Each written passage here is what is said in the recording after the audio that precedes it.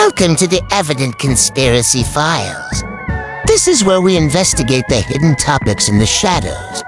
Tonight we investigate weather modification from the past to today. They've killed before. They will kill again.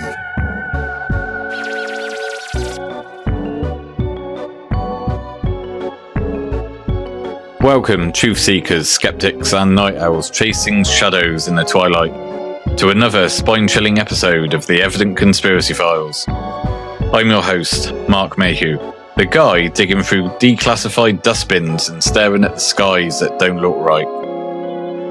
Tonight, we're in for a ride that's part history, part horror story, and a modern-day wake-up call.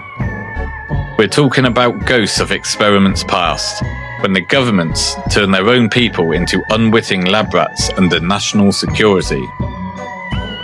And we're connecting those dots straight to the hazy veils draping our modern skies in a blanket. Chemtrails to geoengineering. And we're not stopping there. We'll crank up the dial to HAARP and 5G towers, the electric brew of weaponised weather that could make Frankenstein jealous. But before we dive into the abyss, a quick reminder, if you're new here, hit that subscribe button as soon as you realise you don't want to miss an episode. If you're watching on YouTube, or follow us on Apple Podcasts, and join the conversation in the comments. Next episode, we'll be looking at the pandemic jabs and the increase in fatalities. This episode will unfortunately only be available on Apple Podcasts, so please make sure you pop over and visit us there. But in the meantime, what do the skies look like where you are? Let us know. And now, let's peel back the layers.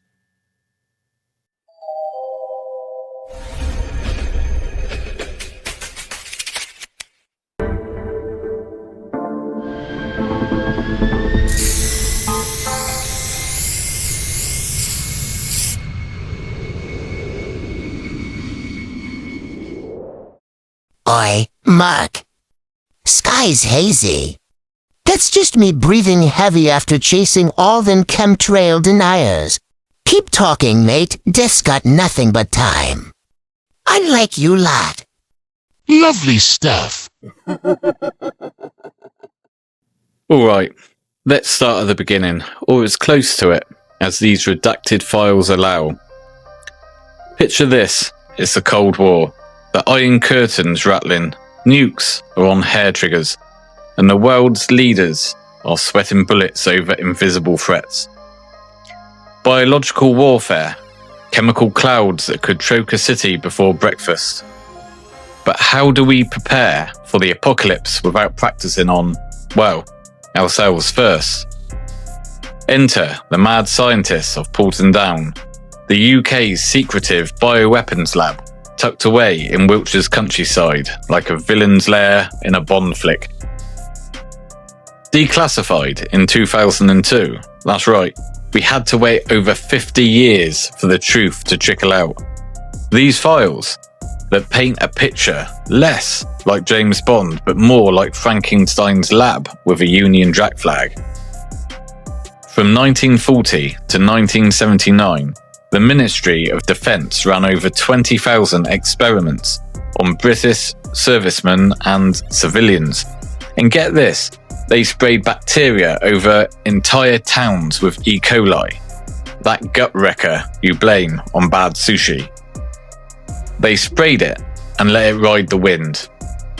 Take Operation Cumulus in 1950s. Officially, cloud seeding to make rain on demand. Unofficially, dropping fluorescent particles and bacteria from RAF planes over the English countryside. Zinc cadmium sulfide, a chemical tracer that glows under UV light. This was their favourite toy. They'd release it from generators on the ground or bombers in the sky, watching it drift over places like Somerset. Coastal towns from Torquay to the New Forest got dusted in 1961 to 1968 trials. We're talking a 5 to 10 mile radius for each spray, blanketing up to 1 million people at a time. And the goal? To see how far these simulants, yeah, that's the speak for fake germs that act real, would travel before settling into your lungs, your soil and your water. But here's the conspiracy kicker. These weren't isolated oopses. In 1965 to 67, they upped the ante with micro-thread release trials. E. coli's strain of 162, coated in tiny threads for better dispersal, got sprayed over Southampton and Swindon. There were 17 trials that we know were carried out. Stations up and downwind in the city were tested, like a giant petri dish with humans as a product. In the MOD's own words from 1966, excellent quality and reproducibility for weapon systems. That's charming, right? No wonder inquiries in the 2000s uncovered veterans with chronic respiratory issues, cancers that didn't run in the family, kids born with defects in sprayed zones. And it wasn't just squaddies, civilians too. Oh, civilians, they were the bonus round. In 1953, during those early Cumulus runs, Plymouth in Devon got hit with what locals called the Hand of God. Floods, 35 people dead, homes swept away. Coincidence or a seeding gone wrong? The Met Office denies it, but whistleblowers and declassified snippets suggest otherwise. Planes circling, chemicals dumped, and boom, a biblical bashing. Now cross the pond to Uncle Sam, where the Yanks turned paranoia into policy with Operation Sea Spray in 1950. San Francisco, the city of fog, gets an extra helping from the Navy. For 7 days straight, ships offshore missed the Golden Gate with Cerasa marcescens, a bacterium that turns lungs into jelly in high doses. It was meant to simulate a bioweapon attack, but they didn't tell their 800,000 residents. Cerasa causes spikes in hospitals with urinary tract infections and phenomena that doctors couldn't trace. One woman died. A lawsuit followed decades later. Operation Sea Spray was declassified in 1977 during Senate hearings. The hearings read like a sci-fi script. It was required to assess vulnerability of a large urban population. Then there's Operation LAC for large area coverage, which run from 1957 to 58. LAC used zinc cadmium sulfide again, this time from crop dusters over 33 cities. St. Louis, Minneapolis, and the Midwest heartland, millions were exposed to track wind patterns. And cadmium, that's the heavy metal that rots your bones and your kidneys. The Pentagon called it harmless.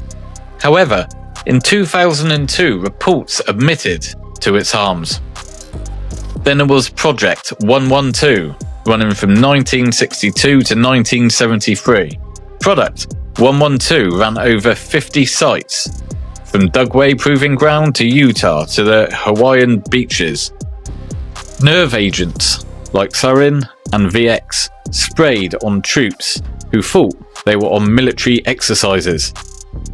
And Shad tests in 1965 to 1968.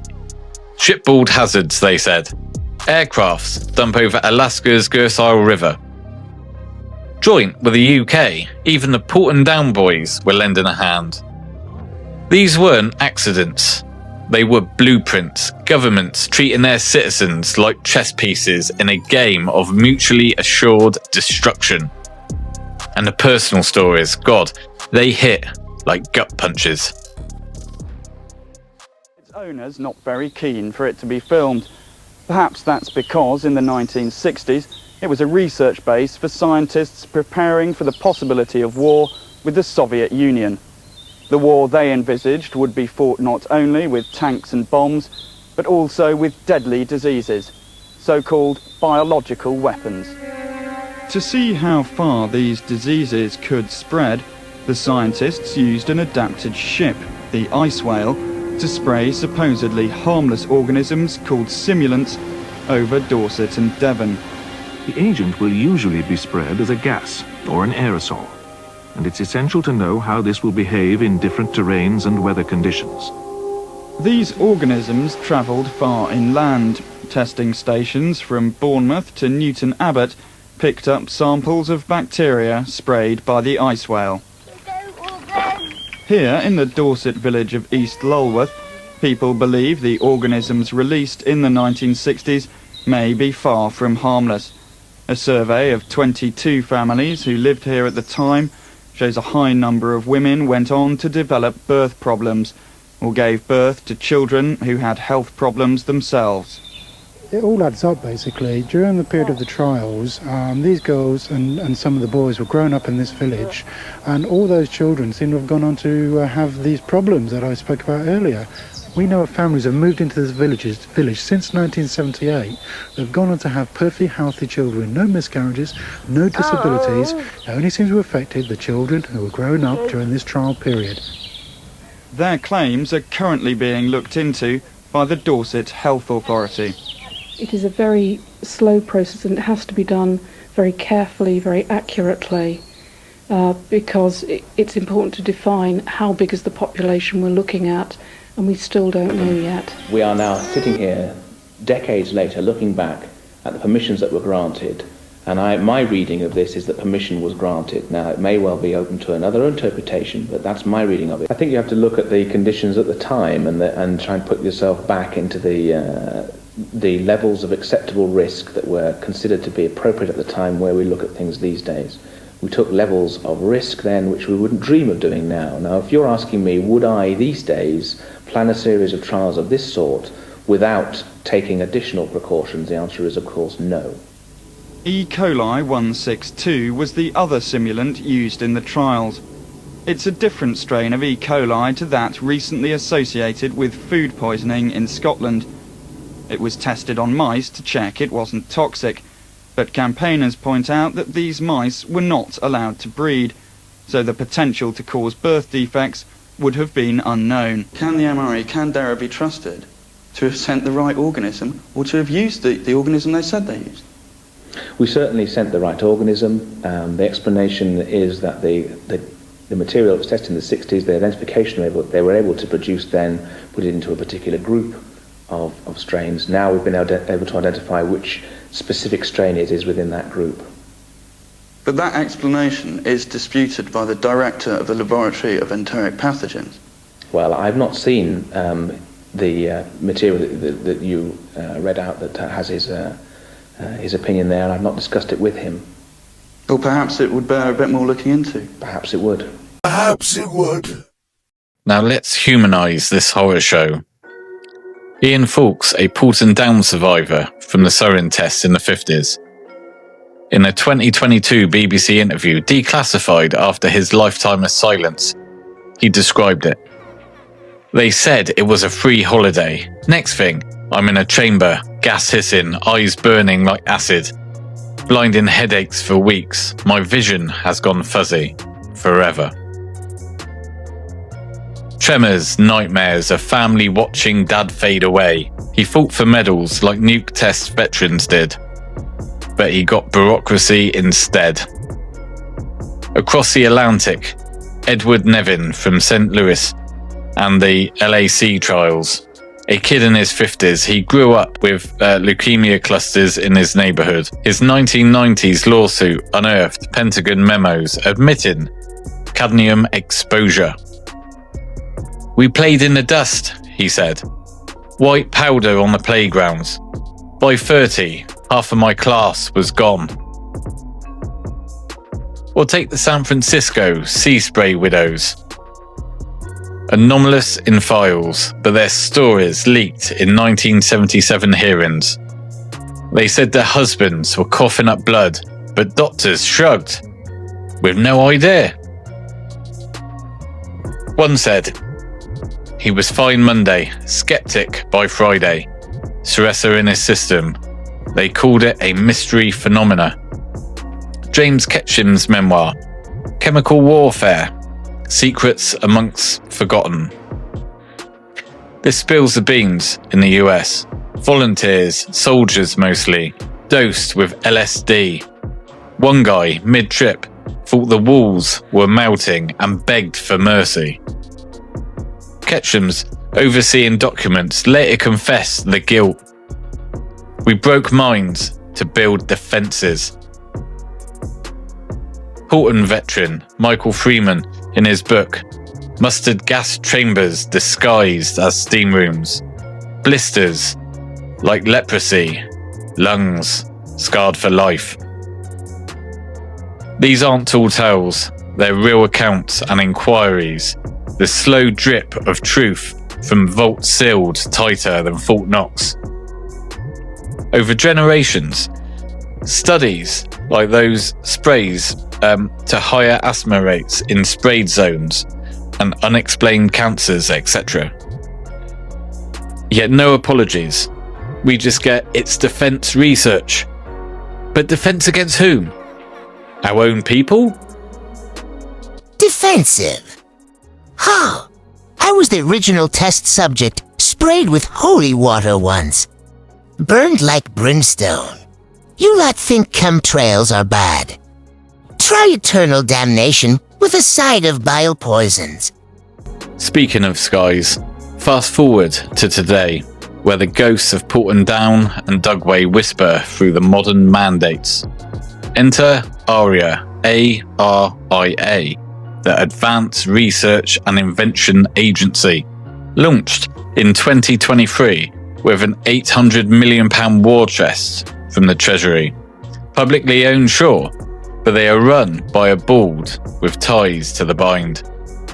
The chair, Matt Clifford, ex-MP advisor on AI, now steering high-risk bets. CEO, Mr. Gurr, stepping down as we speak, but not before green-lighting £57 million for exploring climate cooling. And just to make sure we are all on the same page, that's solar engineering. Stratospheric aerosols, cloud brightening, ozone thinning chemicals. With a minimum of 21 projects, from balloon tests to drone swarms. Charging clouds like electrostatic zappers. Imperial College modelling, monsoons disrupted by SAI. Sulfur dioxide plumes might be cooling the globe, but on the other hand, frying Indian rains. Bristol's mace, drones sniffing volcanic ash as SRM proxies. Balloons will be loaded with chemicals to create ice at higher temperatures. And Brightspark, £1.9 million for micro drones tweaking marine clouds off of Australia. They say they will not do anything until late 2027 whilst they run tests. But who's watching them? An independent oversight committee stacked with insiders like Dame Angela McLean, the chief scientific advisor, with links to MPs. Subtle, but slimy. Lord Vallance, science minister, sits on the board, interest declared, but influence undeniable. Clifford advised Sunak. Sarah Hunter whispered to Blair. A bipartisan buy-in, I'm sure. Now, it's not ownership, it's likely corruption. Taxpayer pounds fueling tests over British soil. Because where else? The North Sea? Scottish Highlands? Your backyard. These are tests, and while they're playing God, we will be the makers of our own demise, funded by ourselves. Anything that goes up must come down. To our soil, our food, our water, even the very air we breathe is due to become contaminated. Satanic. And history rhymes with this. Porton Down was defensive too. Now, ARIA's so-called research. But patents don't lie. For example, the US Navy's 2024 filings for plasma cloud generators and the UK's 2013 GeoView document admitting GGR plots at Drax. £31.5 million for BECCS, BECCS, sucking CO2, the life gas, out of our atmosphere whilst brightening skies. And in a 2013 statement, cautious words, no deployment without governance. Yet here we are in 2025 with fog that chokes and sickness is rising. In December 2024, a thick fog covered the southwest of the UK, including London. And on one day, a local London hospital apologised to patients as it couldn't meet the demand of 361 ambulance call-outs for respiratory issues. But what I didn't hear was a reason as to why there was a need for 361 ambulances in just one day. I personally have linked it to the thick fog. And with that fog came an odd smell of burning. Just what are they spraying? Was it a test? Or a procedure carried out in the shadows? Just a quick break to say thank you for joining us today. Each episode is researched from publicly available data, from declassified files to whistleblowers. Some of the institutions we get our data may have an agenda. Question everything and always do your own research. If you enjoyed this episode, please subscribe. It helps us keep the lights on. Thank you. But hold on to your tinfoil hats, because the web gets stickier when we thread in HAARP, the High Frequency Active Auroral Research Program.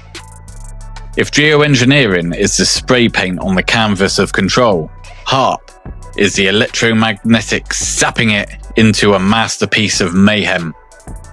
Now officially, it's a scientific endeavour tucked away in the Alaskan wilderness with an array of at least 180 antennas spanning over 33 acres, blasting 3.6 megawatts of high-frequency radio waves into the ionosphere, that electrified layer of our atmosphere 60 to 500 miles up. Now, work on HAARP kicked off in 1993, jointly funded by the US Air Force, Navy and DARPA, and of course the University of Alaska Fairbanks, all under the banner of enhancing communications and surveillance.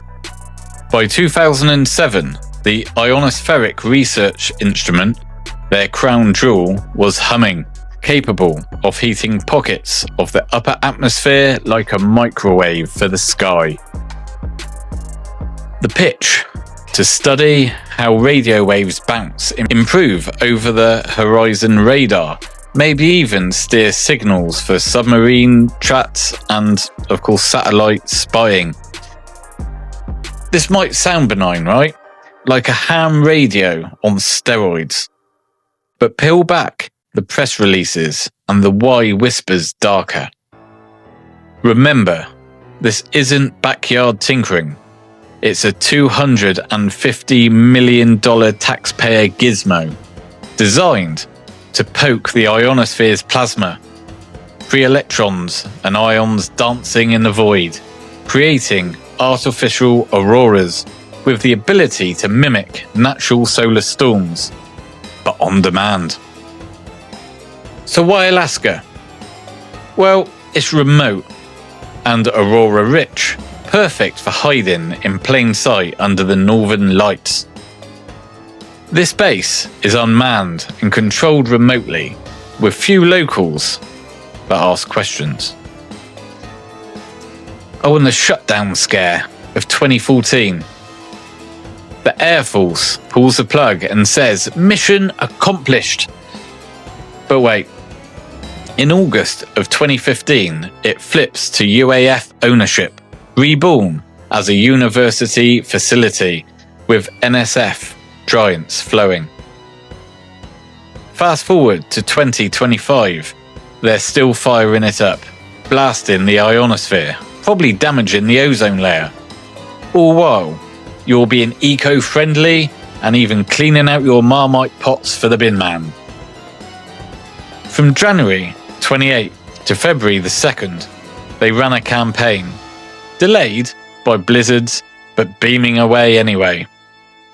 Come August, the summer prepped for blasting the earth with a fresh $9.3 million from the NSF pot, the largest experiment slate yet.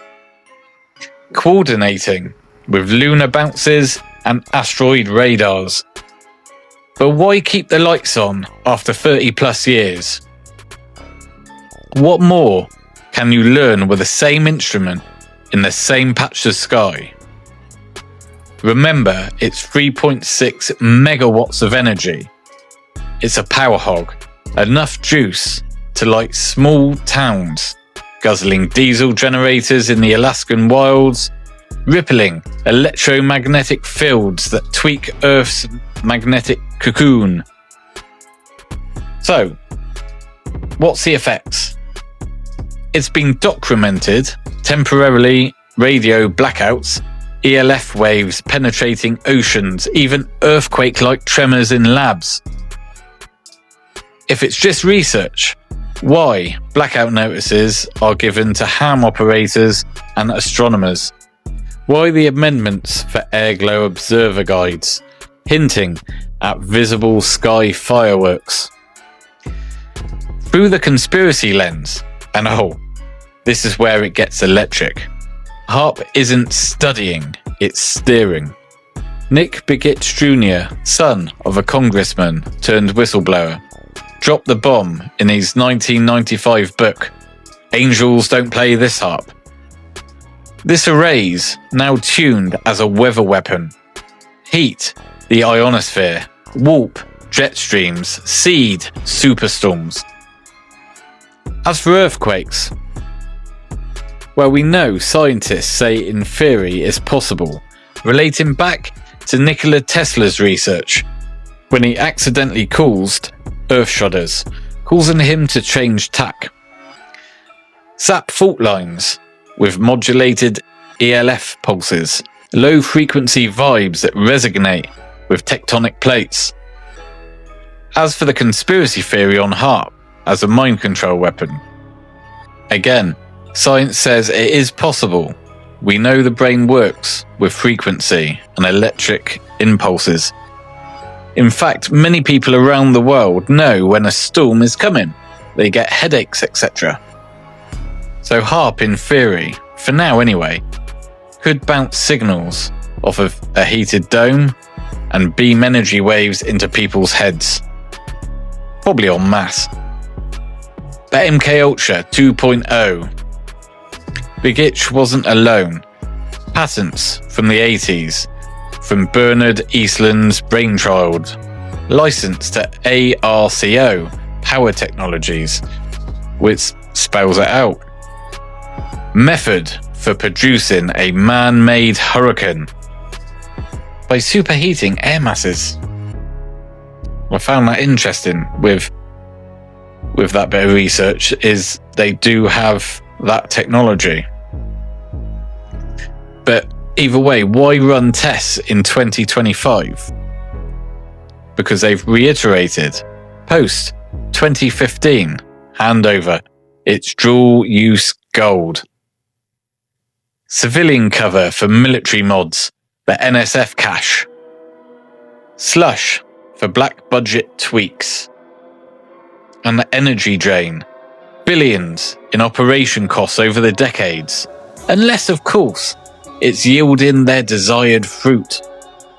Storms like Harvey in 2017 and in 2023.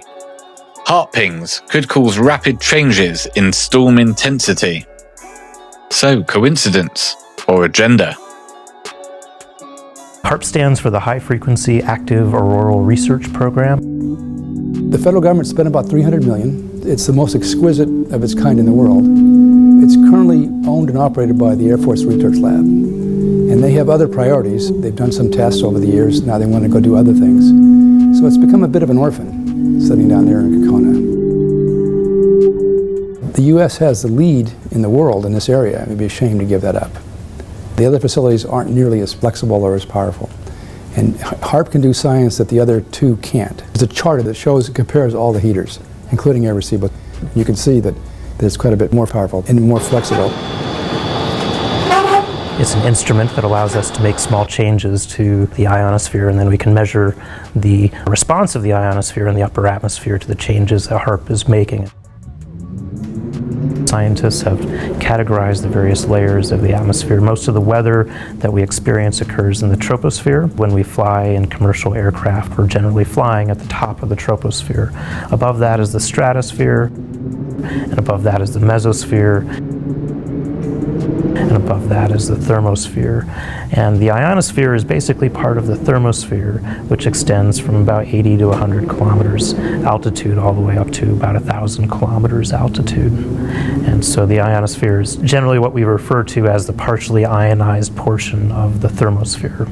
It's too high for weather balloons and it's too low for many satellites, and sure, we can launch rockets through the ionosphere too, as we do at Poker Flat, but those are very fast but expensive experiments. The reason why we care about the ionosphere, particularly for radio communication, is that radio waves, when traveling through free space, behave differently when they travel through a region of charged particles or plasma. The ionosphere is basically a partially ionized plasma, and so one of the things that can happen to radio waves that travel through a plasma is that they can be bent, their polarization can change, they can be absorbed, and since so much of our lives is really dependent on radio waves affect the ionosphere in the case of HAARP or other powerful radio transmitters. Why would it be beneficial? I can't speak for the applications, but it's a mystery to solve. We can think of the ionosphere as a natural plasma laboratory. Now we wind to the godfather of late-night paranoia, Art Bell. If Porton Down was the blueprint and Aria the paint, then Art Bell was the megaphone blasting it to the masses. Coast to Coast AM, starting in 1988 from his Navarra bunker, was the original Red Pill radio. Everyone from truckers, insomniacs and shadow tracers were tuning in for UFOs, cryptids, and yes, the HAARP horror show. Art Bell didn't invent conspiracies, he amplified them, letting guests run wild for ratings. That said, he had a good mix of people, including skeptics and deniers. On the 26th of December 1996, an episode with Nick Begich himself dissecting HAARP for Pandora's Box, weather as warfare, the ionosphere as the billboard for PSYOPs. Bell's voice, that velvet rumble, prodded, saying, "Nick, if they can heat the sky, what's next? Boiling the oceans?" Nick fired back, "Angels don't play harps, governments do. Strumming earthquakes from afar." Listeners flooded lines. A caller from Alaska, swearing he felt the ground hum during early tests. Bell chuckled, of course, but his eyes, you could almost hear it, gleamed. This was dynamite for the show. Bell also hosted Richard Hoagland, rallying NASA's cover-ups, tying HAARP to Mars anomalies, Linda Moulton Howe on cattle mutilations as frequency tests. Even physicist Miko Kaku dipping toes in multiverse madness. Post Oklahoma 1995, Bell pivoted hard. No more flirtations, but conspiracies bloomed. Hellbot Champion debunked on air, yet Black Knight satellites and blue beams galore. By the 2000s, HAARP was known everywhere. Guests like Jane Manning co-authoring Begich's Tomb, warning of weapons zapping from Alaska to anywhere. He said, "I believe because I've seen," sharing his own UFO stories over the desert. No interruptions, just space for the wild. Bell's legacy. He birthed the beast before Acorn. Before Alex Jones, Bell normalised Night Watch. People forged in Watergate's fire. Per his 1998 post-track Hunting Alternative Realities, the HAARP episodes, downloaded by millions, forums buzzed. And in 2018, when he passed away at 72 years old, a vault opened. 20,000 hours online. NPR noting how he predated the internet tinfoil. Truckers still mourn him as the highway whisperer. But we inherit the questions. If Bell aired in 1996, why is HAARP still humming in 2025? I just had my COVID vaccine. The chip feels a bit lumpy, and I have this permanent urge to buy Microsoft licenses. I might have a headache, but at least my 5G is working. Strap in tighter, because the plot thickens with 5G. The invisible web blanketing our world. Rollout hit warp speed post-2019, drawing a supposed deadly global pandemic. Towers sprouting like metallic mushrooms. Over 800,000 in the US alone, and still growing. Europe is catching up, and even the UK. They can be seen in every street corner, many even painted green, posing to hide in the background. Officially, apparently faster Netflix and digital download dreams. But the frequencies, millimeter waves, at 24 to 100 gigahertz, pulsing data like a digital heartbeat. Everything emits vibes, sure, your phone, your microwave, even your thoughts, if the fringe physicists are right. But stack 5G atop chemtrail soups. That's the alchemist's brew. Picture it. Aria's aerosols, aluminium, barium, strontium particles, laced into high-altitude sprays, turning skies to metallic mist. A conductive confetti, basically. Aluminium's a super reflector. Barium ions cling like static. Now zap them with HAARP's high-frequency blasts. The ionosphere heats up. Waveguides form, trapping energy like a hall of mirrors. Then there are the local 5G towers on the ground, basically localizing emitters, beaming up to 28 to 100 gigahertz or so. The conspiracy nexus. Those waves resonate with sprayed metals, energizing particles into plasma clouds. The charge builds, water vapor condenses, and boom, storm brewing on steroids. Is it localized? Absolutely.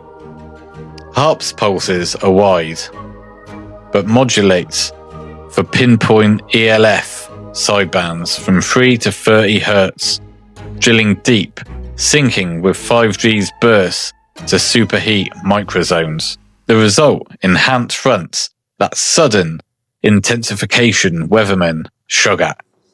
So what about Hurricane Helen in 2024? Paths veered impossible, dumping biblical rains, 5G's density maps with overlaying HAARP logs like a guilty fingerprint. Or the UK's storm Eunice in 2022, winds whipping up to 122 miles per hour, grids flickering, but towers online, skies streaked with a white sheet blanket of a single cloud. Coincidence? Energize the soup cocktail and steer. Why control the chaos? Droughts in one spot, floods in another. Intended? Well, the food supply can be weaponized, migrations manipulated, and the health hit. Those energized particles, they cascade down, frequencies, frying cells. 5G's non-ionizing radiation, but cumulative. Metals amplifying like antennas in your veins. Illnesses spike post the rollout. Headaches, heart flutters, that fog layer of flu. But during lockdown, planes failed to fly, towers idled, HAARP went quiet. The result? Blue skies for all, globally. A coincidence? On the resume, the haze returns. Storms start to savage. Now speculate darker. HAARP's new use. Post 2015, with climate cards on the table. It's the enforcer. Tests persist because the grid's live. 5G as the neural net. Chemtrails as the primer. HAARP as the brain. Art Bell's Ghost nods in 1996. Begich warned of a global microwave oven. Today, we're the mill. Let's say in 50 years from now, in declassified documents, we find Operation Frequency Storm from 2020 to 2040. Frequency particulates for adaptive weather systems. The side effects, global unrest, 40%. Then the upgrade to 6G imminent. Alertness amps, monitor, free apps and track HAARP pings. Map tower densities amongst storm tracks. Citizens, spectrometers for rainwater, metals are spiking. Demand audits. Freedom of Information Acts, the lot. ARIA, HAARP, Ofcom, 5G specs. Art Bell taught us, question the hum. It's not paranoia, it's a pattern. Blimey, HAARP and 5G. That's my new workout. Frequency fits for the undead. Brew in storms. I'll take rain checks. On my parade of souls. You get it. The symphony of skies sings control. Even if it seems impossible to us peasants. You remember the reports. From New York to London, social media exploded. The sky's breathing again. In polluted hubs like LA, air quality leaked 30%. But zoom out, no planes, no haze. That fine layer of fog, the one that lingers like cigarette smoke in a bar, just vanished. And when it returns, illness spiked. Respiratory bugs and allergies raging. That metallic taste on the tongue. Chemtrails nails it on Amazon Prime Video. Photos, patents, whistleblowers, aircrafts tagged with sprays, and government databases logging aerial releases. During lockdown, the veil lifted and we glimpsed the cage. But the conspiracy deepens. So why the perfect weather? Well, because the sprayers stopped. Geoengineering isn't sci-fi, it's a schedule. And who's leading the charge? Your friendly neighbourhood governments. With the UK front and centre. But what if? What if those lockdown clears were the anomaly? The pause in the programme that's been humming since 1950. Declassified files show precedents. Cumulus seeding led to floods, LAC traces to toxins. Let's scale up. Blanket white skies aren't contrails. They're coordinated corruption and illness. Not flu, its particulates aluminium, rhenium, strontium, from high bypass jets modded for dispersal. Pilots talking on forums. Grid patterns on order.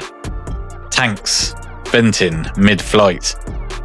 The documentary Chemtrails timestamps it. Flights correlating with health alerts. Imagine a quiet global testbed. UK skies as the lab. The rainy isles perfect for blending. Aria's £10 million UKRI modelling hides the real game. Transpondency effects ignored. Equality for global south lip service. But who's asking Brits about their foggy lungs? And what about the human cost? Kids now with barium in blood tests. Independent labs are flagging it. Allergies are at record highs. Asthma deaths up by 20% post 2020. The haze return. A coincidence? In 50 years, when ARIA files crack open, like the Porton Town files did, will we read memos on acceptable exposure for climate salvation? This isn't fear-mongering, it's pattern recognition. Governments fund it. To date, £67 million in the ARIA pot, rising to £800 million. Plus the historical black budgets, even in the UK. They test it over our soil as to not start an unintended war. Alertness is the antidote. Track flights on ADS apps. Note lingering trails in the sky. Where possible, test rainwater. Citizen science kits are now fairly cheap. Demand transparency. Use Freedom of Information Acts for ARIA and even the Met Office under Solar Radiation Management and Geoengineering. Grill your MP and remind them they work for you. Join groups like geoengineeringwatch.org. They're mapping it live. But let's speculate wild for just a moment. What if the lockdown clear was just a message?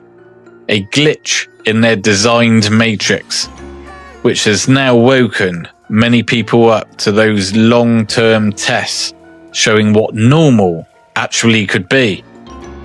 Seriously, climate control aside, what's the agenda? If these chemicals are making people ill, who profits? Globally, the biggest money makers are war and pharmaceuticals. Our skies have been turned into a weapon and money is passing hands behind the scenes.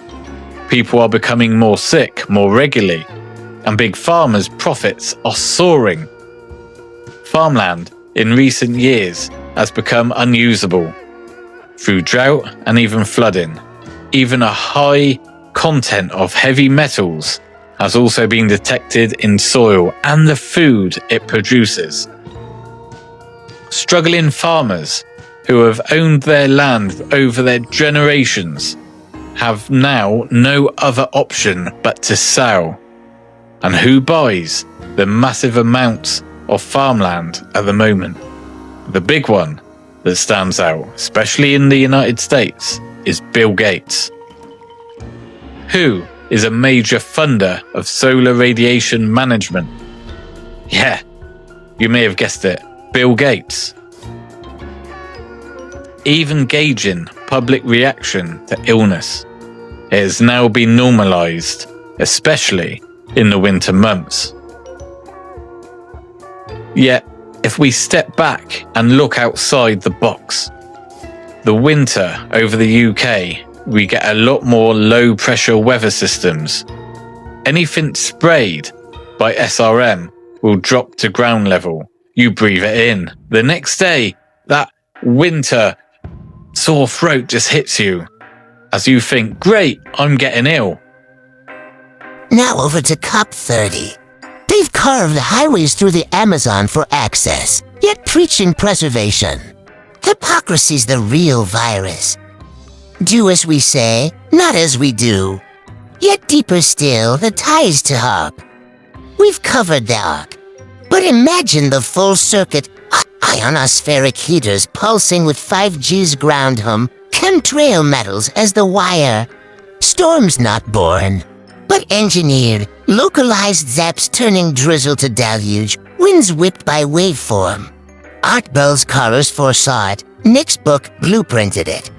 Why else the endless tests? They're not making auroras for show. Is this a satanic version of Armageddon the agenda? In 2075 will we see declassification of Operation Skyveil, 2020 to 2050 aerosol deployment for SRM if we are still here. Casualties of respiratory global illness over 15%. Regret, likely minimal. The then young generation, just cracking on with life, with an attitude of, well, it didn't affect me. That's the attitude we have today with prior tests. No one cares. It's not on mainstream media. Where's the outcry? Yet if you misgender someone, there's hell to pay. Now with HAARP, Frequency Net, weather as a weapon from 1993 to ongoing. Upgrade soon with Quantum Sync 6G. Tell you what, Grim, give us a drope. Sky reveal.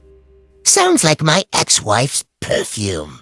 Hazy and lethal. Mark, if they declassify in 50 years, I'll be waiting with popcorn and pitchforks.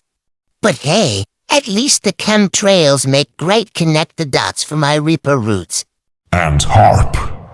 Finally, a way to microwave me dinner from the grave. Alright, Truth Seekers, that's our dive into the evident conspiracy files for classified weather modification. From Porton Down poisons to Aria's aerosols, HAARP's hum to 5G stings. History whispers, trust the patterns, but question the haze. Tune your radio, scan the waves, Bell's spirit rides the frequency. If this episode fogged your brain in a good way, share it. Comment with your sky stories, your HAARP hunches. What do you think they're doing? Or maybe you don't think they are. Either way, let's have an adult discussion about it. In the coming days, we will add more to this episode with documented evidence and whistleblowers. As this episode is also available on Apple Podcasts, visual evidence has been left out, so subscribe and stay tuned for that. And if you're listening on Apple Podcasts, pop over to the Evident Conspiracy Files on YouTube. And as there are some topics not suited for YouTube, we will be launching an episode on COVID-19 5 years on. Death and fertility rates, etc. Exclusive to the ECF on Apple Podcasts. So if you're watching on YouTube, pop over and don't get left in the shadows. This channel is growing, so I'd like to thank all of our subscribers on YouTube and Apple Podcasts. We intend to keep bringing you evident content with a twist of humour. If you enjoyed this episode, let us know through the airwaves. Until next time, stay safe, remember to question everything, and we will see you again somewhere in time.